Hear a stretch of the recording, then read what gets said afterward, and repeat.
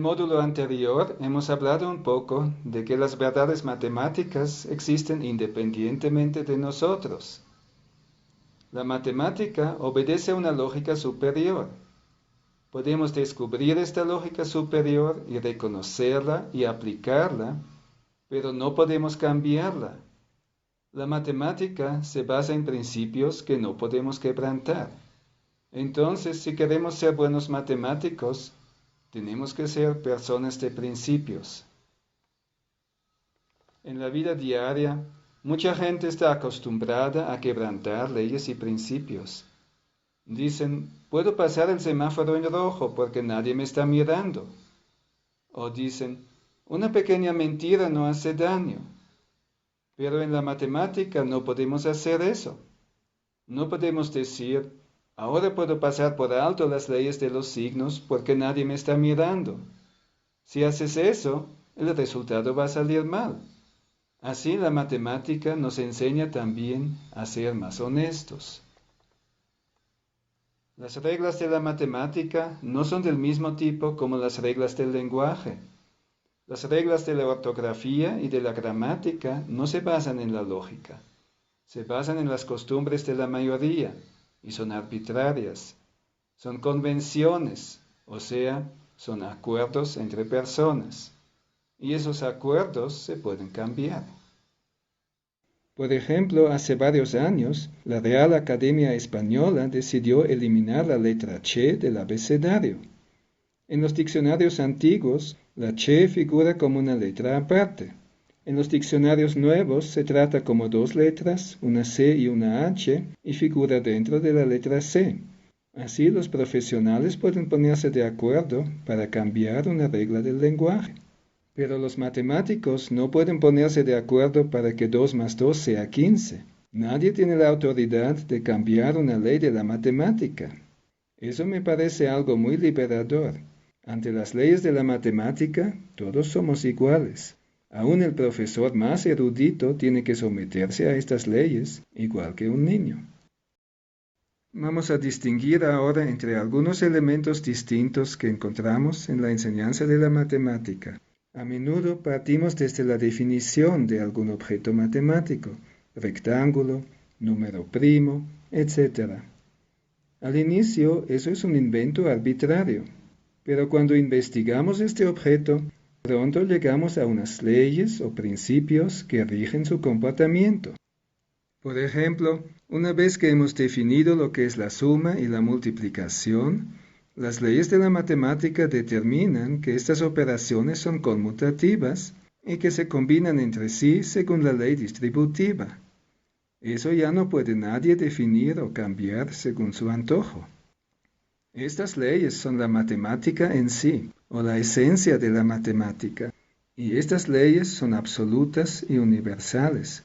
No dependen de nosotros. Yo digo que eso es porque Dios mismo ha establecido estas leyes desde la eternidad. Pero no es necesario ser creyente para decir eso.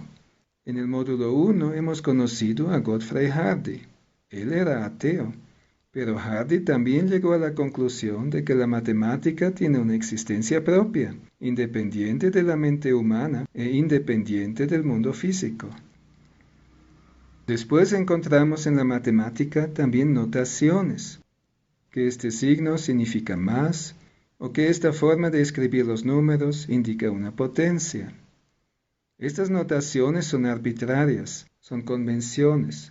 Podríamos ponernos de acuerdo que desde ahora este otro signo significa más. Las reglas de notación son entonces como las reglas de ortografía, son un medio para comunicar la matemática, pero no son la matemática en sí. Podríamos cambiar una regla de notación, pero eso no cambia la matemática en sí. Entonces no confundamos la notación con la matemática en sí. Además, encontramos procedimientos. Los alumnos aprenden recetas para realizar ciertas tareas mecanizadas, como sumar, como multiplicar, etc. Estos procedimientos son también arbitrarios.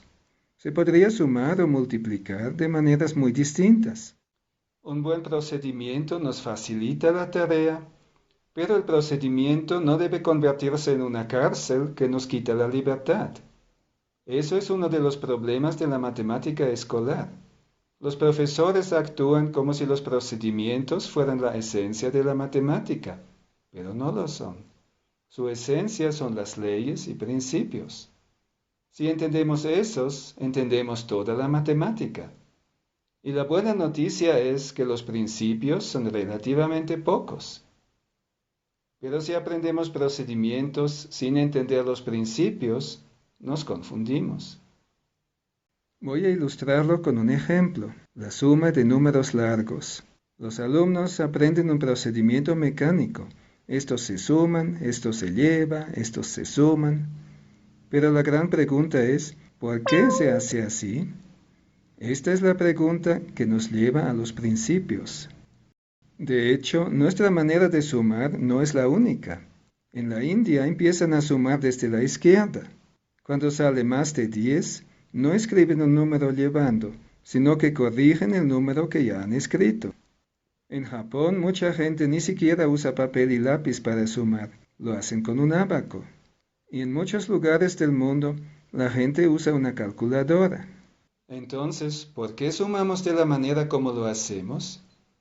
A muchos niños ni siquiera se les enseña a hacer esta pregunta. Entonces aprenden solamente la manipulación mecánica de unos símbolos que no entienden. Son programados como una calculadora. La calculadora tampoco entiende lo que hace. Pero nosotros somos seres humanos, capaces de razonar. Entonces tenemos que preguntar, ¿por qué? Además, el método escolar borra la distinción entre lo esencial y lo marginal. Por ejemplo, en esta suma, 6 más 9 son 15, escribo 5. ¿Es importante si escribo el 5 aquí o más a la izquierda? Claro que es importante. Si escribo el 5 aquí a la izquierda, en realidad significa 50, mientras aquí significa solo 5. O sea, se altera el valor posicional. Bien, tengo que llevar 1. ¿Es importante si escribo el 1 aquí, aquí o aquí? No, eso es completamente irrelevante.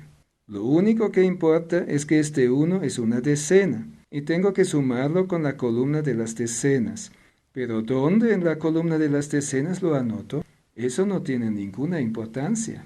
Pero al niño escolar se le dice que todo eso es de la misma importancia, que el lugar de este 1 tiene la misma importancia como el valor posicional del 5. Así la matemática se convierte en un procedimiento burocrático, arbitrario, que depende del capricho del profesor. Lo que el niño no aprende son los principios que están detrás del procedimiento. ¿Cuáles son estos principios? El valor posicional, según la manera como nuestra escritura de números es definida. En nuestro sistema decimal, cada vez que pasamos una posición hacia la izquierda, el valor posicional se multiplica por 10. Por eso, este 8 significa en realidad 800, y este 2 significa en realidad 20.000. Los alumnos practican eso con muchos ejercicios, pero lo curioso es eso. Tan pronto como se trata de sumar números largos, muchos profesores tratan estas cifras de manera aislada, como si no tuvieran ningún valor posicional. Nunca explican a sus alumnos cómo este procedimiento de suma está relacionado con el valor posicional. Ahora, es cierto que yo puedo olvidarme del valor posicional una vez que he comprendido este procedimiento y lo he mecanizado. Pero primero se trata de comprenderlo, de eso trata la matemática. No intentes mecanizar un procedimiento antes de que el niño haya comprendido el porqué. De otro modo causas confusión y los niños van a seguir olvidando cómo se hace. Por eso yo opino que debemos invertir mucho más tiempo en las actividades que llevan a la comprensión de los principios. Exactamente de eso tratan los proyectos prácticos de este módulo. Vemos que el valor posicional implica el concepto de la multiplicación. Los valores se multiplican por 10. Por eso no tiene mucho sentido introducir estos conceptos antes que el niño haya comprendido la multiplicación. Pero muchas escuelas y muchos libros escolares introducen las sumas llevando y las restas prestando, tan pronto como los chiquillos saben sumar y restar números hasta 10. Bien, lo pueden hacer mecánicamente, pero no tienen la posibilidad de entender lo que hacen. Otro problema es que esos chiquillos todavía no tienen suficientes experiencias concretas con cantidades tan grandes. En su mente, una cantidad de 300 habas se ve igual como una cantidad de 30 habas. Primero tienen que desarrollar un sentido por los números y las cantidades. Ese fue el propósito del proyecto de estimar y medir en el módulo 1, cuando se hace con números pequeños. Yo estimo que la mayoría de los niños tienen que llegar hasta los 9 o aún 10 años hasta que puedan realmente comprender estas operaciones con números grandes. Otro principio involucrado es lo que llamo el principio del canje. O sea, que yo puedo tener 10 unidades y estas valen lo mismo como una sola decena. O si tengo 10 decenas, las puedo canjear por una centena. 10 de estos equivalen a uno de aquellos. En este material de base 10 eso es obvio, porque el tamaño de 10 unidades es igual como el tamaño de una decena. Pero en las cifras eso ya no es tan obvio. Por eso tenemos que usar también unos materiales donde ya no hay correspondencia en el tamaño, como por ejemplo en las monedas. 10 monedas de 10 céntimos equivalen a un sol, o un peso, o lo que sea la moneda de tu país. Puedo canjear 10 soles por un billete de 10. Eso es algo que el niño tiene que comprender y experimentar manipulando estos materiales, antes que pueda comprender las sumas llevando y las restas prestando. Si queremos ser matemáticamente estrictos, tenemos que involucrar aquí también la ley conmutativa y la ley asociativa. Estas leyes nos dan el fundamento de por qué podemos siquiera sumar las unidades por separado, las decenas por separado, etc. Eso tal vez parece obvio, pero puede ser que para un niño no sea tan obvio. Lo que hacemos en realidad es una operación bastante complicada. En esta suma, por ejemplo, estamos primero descomponiendo los sumandos. Después los ordenamos de una manera distinta. Y finalmente agrupamos las centenas por separado, las decenas por separado y las unidades por separado. ¿Por qué tenemos permiso para hacer eso? Eso tendríamos que demostrar primero. Bien, los niños no necesitan una demostración matemática aquí, pero necesitan experiencias concretas. Primero tienen que experimentar con cantidades pequeñas, que puedo intercambiar los sumandos y que puedo agruparlos de distintas maneras, y el resultado no cambia. Entonces, tomemos tiempo para que los niños entiendan primero los principios. No seamos tan apurados con introducir números grandes y procedimientos abstractos. Una vez que los niños entienden los principios, incluso podrán inventar sus procedimientos propios.